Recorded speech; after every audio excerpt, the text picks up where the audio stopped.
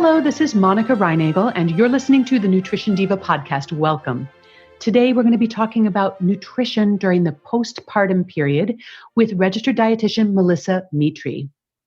Moms who have just given birth have been through a lot, and a lot is needed from them in the weeks and months following childbirth. Postpartum moms need good nutrition to support their healing and recovery. And for mothers who are breastfeeding, their diet also has a direct impact on their baby's health and growth. Joining me today to talk about the special nutritional needs of postpartum moms is registered dietitian Melissa Mitri. Melissa specializes in nutrition counseling for busy moms, helping them move away from restrictive fad diets and find more sustainable ways of meeting their health goals. Welcome to the podcast, Melissa. Monica, thank you so much for having me. I absolutely love your podcast, and I'm so excited to have this conversation with you today. Me too. I've been looking forward to this. So before we dig into this topic, Melissa, tell us how it was that you came to focus specifically on moms in your nutrition practice and counseling. Well, since becoming a mom myself, I have 2 young boys. And with that, and also seeing a lot of other women around me becoming moms, I found that it became so difficult to take care of yourself, even if you previously prioritized your health. I see how common it is to start to eat mindlessly, eat out of stress, and skip meals because of the erratic schedules and adjusting to motherhood in general. So I'm very passionate about helping moms to know that it doesn't have to be that difficult, that there's simple ways to continue to take care of yourself as a mom, and particularly in the new motherhood period where you are focusing so much on your baby, but knowing that it's so equally as important to take care of yourself. And that's how you're going to have the energy to better take care of your baby. Absolutely. So how long does that postpartum phase last? What is that considered to be? How many months after childbirth? Yes. So I think a lot of us tend to think of the postpartum time as maybe only 6 weeks because we have that 6-week postpartum visit with our doctor. And then often after that, we don't have that much support.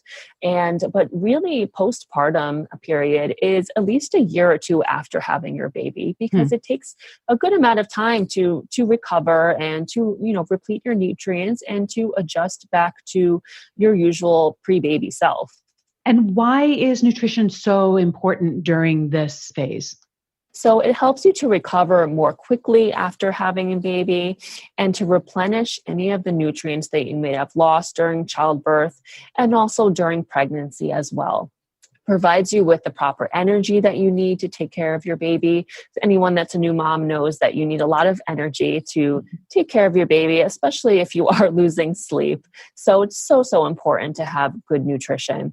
And then also there is some research on the role of good nutrition, specific foods in reducing your risk of postpartum depression and anxiety and just helping with your overall mood as a new mom. And then, of course, for moms who are breastfeeding, their nutrition is going to have a direct impact on their baby's nutrition. Absolutely. Yes, it's very, very important. And there are specific foods which we'll discuss that can help make more nutritious breast milk and be able to provide your baby with all of the important nutrients that they need. Exactly. So you've highlighted 5 nutrients that are particularly important to pay attention to during this time. And these are all nutrients that serve important functions, but they may also be ones that we're more likely to fall short on if we're not paying attention. And the first one that we're going to talk about is iron. Why is iron so important right now during this time? So your iron needs remain high after pregnancy, just like during pregnancy. And the reason for that is you continue to need extra iron to replenish the iron in the blood that you may have lost during childbirth, whether you had a vaginal or a C-section, as well as to supply your cells with the oxygen, the energy that they need that's so important when caring for a newborn. And your iron stores are also really important as well to supply to your growing baby. So if you're breastfeeding, for their proper development as well, and for their thyroid function, which for thyroid is particularly involved in baby's immune system development and for a healthy metabolism. So really important both for mom in the recovery and for baby's development as well. So just remind us, what are the best dietary sources of iron? A few of the best sources are from red meat. So particularly liver is one of the top sources, the most absorbed source of iron in food. But red meat such as steak, beef, clams, oysters, and green leafy vegetables like kale, spinach, and Swiss chard. Now, we should make a distinction between the type of iron that we get in plant foods from the type of iron that we're going to be getting from animal sources. So in animal sources, they contain what's called heme iron. And the heme iron in animal foods is much more readily absorbed in our bodies. So the non-heme iron that is in plant sources, in those green leafy vegetables, is not absorbed quite as efficiently. So it's going to take a very large amount of these foods to meet your iron needs if you're not eating any animal proteins. So if you are a vegetarian, I would always recommend an iron supplement for this reason in order to make sure you're meeting your need. That makes sense. Yeah. So let's move on to the next nutrient, vitamin B12. Why does this one make your top 5 nutrients for postpartum moms? B12 is required for proper red blood cell development. So that basically means it helps to send oxygen to our cells, kind of similar to iron in this way. It's involved in energy production in our body. And perhaps its most important function is helping to form our DNA, which our DNA is basically our building blocks that help us to grow. So really important for baby's development, especially if you are breastfeeding. And then also, in particular, babies, there have been studies that have shown babies with inadequate B12 levels tend to be often more irritable and have a potentially increased risk for failure to thrive, developmental delays, and poor brain growth. And these symptoms of B12 deficiency in babies usually don't appear until around 4 to 7 months of age, and they can potentially be irreversible in many cases. So B12 in particular is very important for babies' development. And this is another nutrient that we're going to get primarily from animal foods, right? Yeah, so the best sources of vitamin B12 are from clams, tuna, liver, again, beef, and salmon. It is in lesser amounts in some fortified foods such as dairy and cereals, but you're going to get the most amounts, the best sources from those animal products. So this sounds like another nutrient that if you are a vegetarian, you probably want to consider a supplement. And if you're a strict vegan, you absolutely must consider a supplement. Yes, correct. Okay, so the first 2 nutrients we talked about were iron and B12. What's number 3, Melissa? Yeah, so number 3 is one of the omega-3 essential fats, and that's DHA. So these are the omega-3 fats that they're called essential because our body does not make enough of them naturally. So we need to have them in our diet. Infants of mothers with a high DHA concentration in their breast milk have been shown to have improved brain and vision development. Now, even if you're not breastfeeding, however, there still has been quite some research in the role of DHA in having an association with enhanced mental focus, reducing inflammation, and potentially an association with reducing the risk of postpartum depression. Oh, that's so interesting because, we are seeing some interesting connections between omega-3 fatty acids and depression in the general population. And it looks like that may also apply to postpartum depression. Fascinating. Right, exactly. So tell us where we're going to be getting the best sources of DHA. Yeah, so the best sources of DHA are from wild sockeye salmon, tuna, and sardines. Those are the 3 top sources are from fatty fish. And then also there is some that you can get also from grass-fed beef, fortified eggs, and dairy. Now, I know that DHA is often part of a prenatal vitamin for some of these same reasons because it's so important to the baby's brain development and neural development. Is this something that maybe moms should continue with after they give birth?